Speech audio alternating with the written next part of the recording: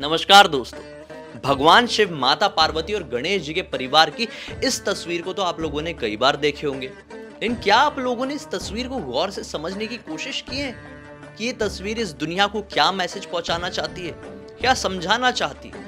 अगर नहीं किए हैं तो मैं आप लोगों को बताता हूँ। दरअसल इस तस्वीर को ध्यान से देखने पर आप लोगों को समझ में आएगा कि गणेश जी की सवारी जो मूषक होता है वो सांप का दुश्मन होता है और जरूरत पड़ने पर, भूख लगने पर सांप जब चाहे तब मूषक को खाकर अपना पेट भर सकता है। उसी प्रकार से कार्तिकेय जी की सवारी मयूर यानी कि मोर, वो भी सांप का दुश्मन होता है और भूख लगने पर, जरूरत पड़ने पर अपना पेट भरने के लिए वो सांप को खाकर अपनी भूख मिटा सकता है।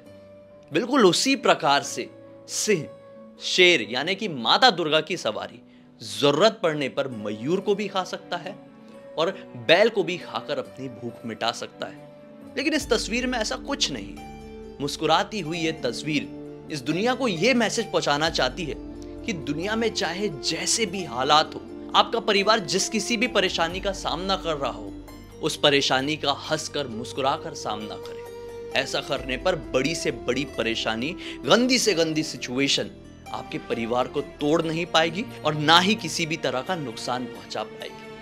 नमस्कार दोस्तों, ब्लडी सत्य के आज के इस हैरान कर देने वाले, बहुत ही ज्यादा अनोखे और डिफरेंट एपिसोड में मैं आप सभी लोगों के सामने गणपति जी, गणेश जी से जुड़े हुए कुछ इसी तरह के अमेजिंग फैक्ट लेकर आ गया हूं, जिन फैक्ट्स, जिन जानकारियों के बारे में आप लोगों को पता नहीं होगा। ये वीडियो बहुत ही ज्यादा इंटरेस्टिंग और इन्फॉर्मेशनल होने वाला है, इसलिए इस वीडियो के अंत तक जरूर बने रहिए। मैं वादा करता हूं कि वीडियो के अंत होते होते तक आप लोगों के पास ऐसी इंफॉर्मेशन होगी कि आपके घर के बुजुर्गों को भी ये सारी बातें नहीं पता होगी। तो आइए बढ़ते हैं फैक्ट नंबर 1 की तरफ। तो आइए जानते हैं पहले फैक्ट को, पहली जानकारी को, कि आखिर क्या गणपति जी का माता लक्ष्मी से रिश्ता है, क्या संबंध है। वीडियो की शुरुआत में ही जिस प्रकार से मैंने गणपति जी के परिवार की तस्वीर को आप लोगों को समझाया, उसी प्रकार से एक और तस्वीर आप लोगों ने कई बार देखी होगी। माता लक्ष्मी और गणपति जी की एक साथ वाली तस्वीर, एक साथ वाली मूर्ति। आप लोगों ने खुद ने कई बार माता लक्ष्मी और गणपति जी की एक साथ पूजा की होंगे। बहुत सारे लोगों को यह बात नहीं पता कि ऐसा क्यों होता है, क्या रिश्ता है गणपति जी का माता लक्ष्मी से। गणपति जी तो माता पार्वती और भगवान शिव के पुत्र थे, तो इसके पीछे की एक बहुत बड़ी कहानी है कि क्यों हमेशा माता लक्ष्मी के साथ गणपति जी को पूजा जाता है। इसके लिए आप लोगों को मेरे साथ चलना होगा आज से करोड़ों साल पहले, जब इस दुनिया का निर्माण भी नहीं हुआ था। और ये उस जमाने की बात है जिस जमाने में माता लक्ष्मी को थोड़ा सा घमंड आ गया था इस बात का कि इस दुनिया के सारे देवी देवता, असुर, दानव, कोई भी जीव हो, मेरी प्राप्ति के लिए हमेशा ललायित रहता है, हमेशा लालच करता है कि मुझे लक्ष्मी की प्राप्ति हो जाए। इसलिए माता लक्ष्मी को थोड़ा सा घमंड आ गया। ये बात की जानकारी भगवान विष्णु को मिल गई। भगवान विष्णु ने ठान लिया कि माता लक्ष्मी को सत्य का ज्ञान दे।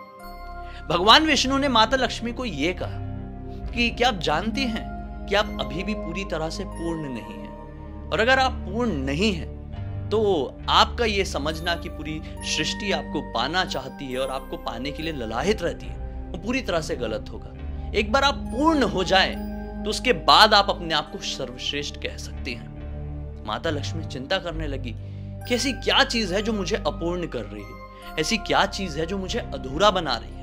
तब भगवान विष्णु ने माता लक्ष्मी से कहा कि आप मां नहीं है। एक स्त्री तभी पूर्ण होती है जब उसके पास कोई संतान होती है, उसकी खुद की कोई संतान होती है। तो माता लक्ष्मी दुखी हो गई कि मेरी कोई संतान नहीं है। तब भगवान विष्णु ने माता लक्ष्मी को सुझाव दिया कि आप माता पार्वती और भगवान शिव से बात करें कि आप उनके दोनों पुत्रों में से एक पुत्र को गोद लेना चाहती हैं। तब तुरंत ही माता लक्ष्मी अपनी सखी पार्वती माता के पास पहुंच गई और उनसे अपने दुख का कारण बताया। माता लक्ष्मी की सारी बात सुनकर माता पार्वती भी तैयार हो गई और उन्होंने अपने पुत्र यानी गणेश जी को माता लक्ष्मी को गोद दे दिया। उसके बाद से ही गणपति जी माता लक्ष्मी के दत्तक पुत्र माने जाने लगे। माता लक्ष्मी गणपति जी को देखकर इतनी ज्यादा प्रसन्न हुई, अपने पुत्र, अपने संतान के रूप में पाकर गणपति जी को माता लक्ष्मी इतनी ज्यादा खुश हो गई कि गणपति जी को यह वरदान दे दिया कि आज के बाद से जब सृष्टि का निर्माण हो जाएगा तब कोई भी मनुष्य अगर मुझे अकेले पूजेगा तो मेरी पूजा पूरी नहीं मानी जाएगी। अगर कोई मुझे तुम्हारे साथ ही पूजेगा, मतलब मेरी पूजा अगर तुम्हारे साथ ही होगी, तभी वो पूजा पूरी मानी जाएगी और तभी मैं उसके घर में प्रवेश करूंगी। तब से ही माता लक्ष्मी और गणेश जी की एक साथ पूजा की जाने लगी। अगर आप कभी भी ध्यान रहे माता लक्ष्मी की अकेले पूजा करते हैं, यानी अकेले माता लक्ष्मी की मूर्ति या तस्वीर की पूजा करते हैं, तो पूजा पूरी नहीं मानी जाती है जब तक उस मूर्ति के साथ गणपति जी ना हो या फिर तस्वीर के साथ गणपति जी ना हो। तो यहां से समझ में आता है कि लक्ष्मी माता का गणपति जी से रिलेशन था माता और एक पुत्र का, जहां पर गणपति जी को आप माता लक्ष्मी के दत्तक पुत्र भी कह सकते हैं। आइए जानते हैं दूसरी कथा को, जो दूसरी कथा रिलेट करती है भगवान गणेश के दो विवाह के साथ। रिद्धि सिद्धि दोनों ही गणपति की पत्नी थी, जबकि गणपति जी तो कभी शादी नहीं करना चाहते थे, विवाह नहीं करना चाहते थे, फिर भी उनकी शादी हुई, एक नहीं दो।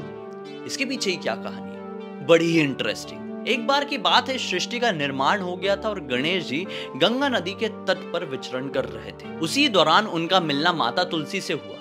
माता तुलसी एक ही नजर में गणपति जी से प्रेम कर बैठी। वो तुरंत ही गणपति जी के पास पहुंच गए, गणेश जी के पास पहुंच गए और कह दिया कि क्या आप मुझसे शादी करेंगे, क्या आप मुझसे विवाह करेंगे। ये सुनकर गणेश जी को क्रोध आ गया। उन्होंने तुरंत कह दिया, मैं आपसे तो क्या किसी से विवाह नहीं करूंगा, अभी तो क्या कभी भी विवाह नहीं करूंगा। इस रिजेक्शन को देखकर तुलसी माता को भी बहुत ज्यादा क्रोध आ गया और क्रोध में तुलसी माता ने यह कह दिया, अगर ऐसी बात है तो मैं आपको श्राप देती हूं कि आपका विवाह होगा, एक नहीं दो और बहुत जल्दी होगा, देख लेना। इस बात को सुनकर गणेश जी और भी ज्यादा क्रोधित हो गए, क्योंकि वो कभी भी विवाह नहीं करना चाहते थे, लेकिन अब श्राप जब मिल गया तो उनका विवाह होना तो तय हो ही गया। तो गणेश जी ने भी क्रोध में आकर माता तुलसी को श्राप दे दिया, अगर ऐसी बात है तो तुम भी कभी अब स्त्री रूप में दुनिया वालों के सामने नहीं आ पाओगी, तुम एक पौधे के रूप में सभी लोगों के घर में जन्म लोगी। बस उस दिन के बाद से ही माता तुलसी पौधे के रूप में इस दुनिया के सामने आई और गणपति जी का रिद्धि और सिद्धि से विवाह हुआ। और यही कारण है कि कभी भी गणेश जी को तुलसी नहीं चढ़ाई जाती। गणेश जी को तुलसी चढ़ाना बिल्कुल भी अच्छा नहीं माना गया है, ये चीज गांठ बांध के रख लो, ध्यान रखना। आइए बढ़ते हैं तीसरी कथा के ऊपर, तीसरे फैक्ट के ऊपर कि आखिर क्यों घर घर में पंडालों में गणेश जी की स्थापना की जाती है गणेश चतुर्थी के दिन, और क्यों अनंत चतुर्दशी के दिन उनका विसर्जन कर दिया जाता है। तो इसकी जो कहानी है वो जुड़ी हुई है महाभारत से, महाभारत काल से।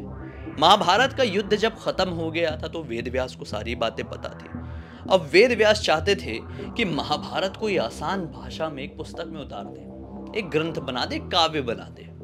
तो वेद व्यास जी चिंता में पड़कर उन्हें समझ में आया कि ये काम, एक इतने बड़े काव्य को आसान भाषा में लिखने का काम कोई और नहीं बल्कि इस दुनिया में सबसे बुद्धिमान ही कोई कर सकता है। और वो कौन थे? केवल और केवल गणेश जी। उन्होंने गणेश जी से प्रार्थना की। गणेश जी भी प्रसन्न होकर तैयार हो गए कि ठीक है, मैं महाभारत लिखने के लिए तैयार हूं, लेकिन मेरी एक शर्त है। शर्त कुछ ऐसी है कि आपको लगातार, मतलब बिना रुके महाभारत मेरे सामने कहनी होगी। अगर आप कुछ पल के लिए भी रुक गए तो मैं महाभारत लिखना छोड़ दूंगा और जहां तक लिखा हुआ है वहीं तक लिखे रहने दूंगा। वेद व्यास जी भी थोड़े चिंतित हुए कि गणेश जी तो बहुत ज्यादा बुद्धिमान है, भगवान है, और मैं तो एक ऋषि हूं, लेकिन फिर भी अगर गणपति जी यही चाहते हैं तो मैं यही करूंगा। वेद व्यास जी शुरू हो गए नॉन स्टॉप महाभारत कहते रहे। गणेश जी भी शुरू हो गए नॉन स्टॉप महाभारत लिखते गए। और फिर आखिरकार जब बहुत समय बीत गया तो वेद व्यास जी को समझ में आया कि गणेश जी तो दिन रात एक कर दिए हैं, कोई भोजन भी नहीं किए। तो उनको गणेश जी की फिक्र सताने लगी। उन्होंने उनका तापमान चेक किया हाथ का, तो ये पाया कि गणेश जी का तापमान बहुत ज्यादा ऊपर हो गया, बहुत ज्यादा बॉडी गर्म हो गई है। तो वो चिंता करने लगे और चिंता में वो ठंडी मिट्टी तो ठंडी ही होती है ना, मिट्टी उठाया और मिट्टी का लेप गणपति जी के पूरे शरीर में लगा दिए। पूरे शरीर में लेप लगाने के बाद अब उन्होंने ये भी समझे कि बहुत दिन से भोजन भी नहीं किए हैं, तो गणपति जी को वो अच्छा स्वादिष्ट भोजन भी कराने लगे। महाभारत कह भी रहे थे और ये भी काम कर रहे थे, स्वादिष्ट भोजन भी कराने लगे, मोदक भी खिलाने लगे, लड्डू भी खिलाने लगे, भरपूर भोजन कराया। 10 दिन तक ऐसे रहा। फिर 10 दिन बाद वापस से जब गणपति जी का उन्होंने टेम्परेचर चेक किए, तापमान चेक किए शरीर का, तो ये पाए कि तापमान अभी भी कम नहीं हुआ है, लगातार गणेश जी लिखे जा रहे थे ना, सो भी नहीं रहे थे, अपनी जगह से उठ भी नहीं रहे थे। तो तापमान इस मिट्टी के, पूरे शरीर में मिट्टी के लेप की वजह से भी नहीं गिरा। पूरे शरीर की जो मिट्टी थी गणेश जी के, वो एकदम टाइट हो गई थी। अब वेदव्यास जी ने सोचे कि क्या किया जाए तापमान को कम करने के लिए। तो वो गए और पानी लेकर गणेश जी के शरीर को स्नान करवा दिया और पूरी मिट्टी उनके शरीर से हट गई। और ये दिन था 10वां दिन, मतलब शुरुआत कब किए थे उनकी मिट्टी लगाने की? 10 दिन पहले। और जब मिट्टी धोए, मतलब उनके शरीर में पानी डाले, 10 दिन बीत चुके थे और वो दिन था अनंत चतुर्दशी का दिन। बस उसी चीज को फॉलो करते हुए दुनिया वाले आज पंडालों में, घरों में मिट्टी की मूर्ति की स्थापना करते हैं, अच्छा अच्छा भोजन करवाते हैं, दिल से सेवा करते हैं और ठीक 10वें दिन उस मिट्टी की मूर्ति को जल में प्रवाहित कर देते हैं, ताकि वो चीज फॉलो हो जाए और भगवान गणेश की थोड़ी सी सेवा भी हो जाए। भाई ये जो समय चल रहा है, इतना अच्छा समय चल रहा है कि मैं नहीं चाहता था कि आज का दिन चूक जाए। मैं आप लोगों के सामने गणेश जी से रिलेटेड ये फैक्ट वाला वीडियो लेकर आना चाहता था, ताकि सभी लोगों को एक ऐसी जानकारी मिले जो बहुत कम लोगों के पास होती है। खैर, अब तक इस वीडियो को देखे हैं, कुछ इन्फॉर्मेशनल पता चला है, कुछ अलग सी जानकारी मिली है, तो लाइक जरूर कर देना। चैनल को सब्सक्राइब करके बेल आइकन को दबा के ऑल के ऑप्शन में क्लिक करना है, क्योंकि इसी तरह के हैरान कर देने वाले अनोखे वीडियो आप लोगों के सामने डेली लेके आते रहता हूँ। इंस्टा की लिंक इस वीडियो के डिस्क्रिप्शन बॉक्स में मिल जाएगी, क्लिक करके डायरेक्टली वहां पर पहुंच जाना। और आप लोगों के पास भी कोई भी टॉपिक या सुझाव है या कहानी है तो लिख भेजना। हो सकता है मेरा अगला वीडियो आप लोगों की कहानी या टॉपिक के साथ ही बन रहा हो। चलिए कल फिर से मिलता हूँ, तब तक के लिए बहुत बहुत धन्यवाद। आप लोगों का दिन शुभ हो। गणपति बप्पा मोरिया।